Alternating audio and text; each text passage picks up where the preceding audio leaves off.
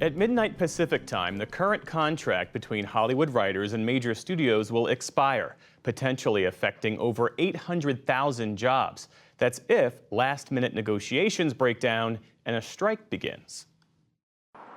More than 11,000 Hollywood TV and film writers are likely to walk off the job today.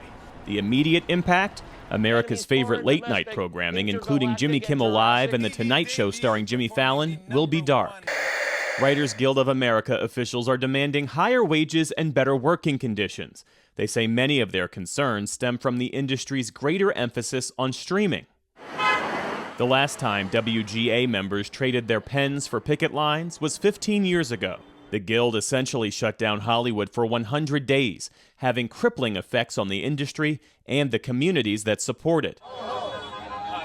What's different now? Some strikers say their focus is not only on current conditions, but the future of the profession.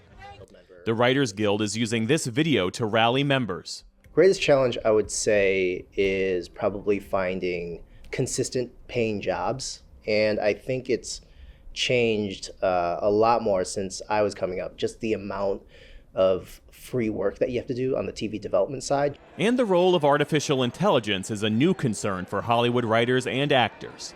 Yeah, no, I'm not interested in directing a movie for the robot rights. No. Speaking to his audience earlier this month, late-night host Seth Meyers shared his thoughts on the looming strike. I also feel very strongly that what the writers are asking for is not unreasonable.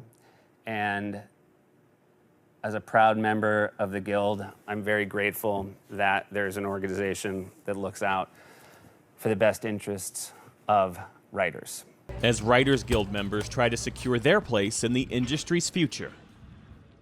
And joining us now to add some context is Anousha Sakoui, who reports on the entertainment industry and labor issues in Hollywood for the Los Angeles Times. Thanks for being with us. And Anousha, as you well know, for decades and decades, TV writers could depend on a broadcast TV season that started in September and ended in May. Roughly 9 months of work spent producing anywhere between 22 to 24 episodes. How has the shift to streaming upended that model and really affected writers' compensation? There are several ways that it's affected compensation. In one of the ways you sort of highlighting there is that streaming companies have increasingly moved towards shorter seasons of shows. So something like Bridgerton has only its first season had only 8 episodes. So the writers have the opportunity only of working on a shorter number of episodes. So especially if they're paid per episode, that diminishes how much they're paid. And if they're paid weekly, you know, the WGA has said that some writers are working as few as 14 weeks on these shows, whereas, as you said, sometimes they were working as much as 10 in the sort of days of yore when broadcast networks dominated. So that's just one way. And what about the residuals? Because writers say they're concerned about that issue too. Every time a show is sort of re-aired, these used to be huge amounts of money for writers and could sustain them for the down, leaner years between shows that they worked on.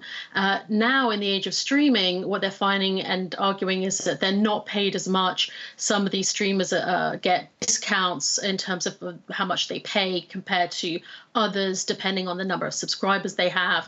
So they're generally finding that these royalties or residuals aren't seeing them through the leaner times in the way that they could have done when most of their content was on broadcast. I was talking with a TV executive over the weekend who made the point that the writers have legitimate concerns, but that the timing could not be worse. Right now, pain is being felt across the board, and many of these media companies and tech companies that use the writers, they've seen their stock prices drop, they are cutting costs, they are laying people off.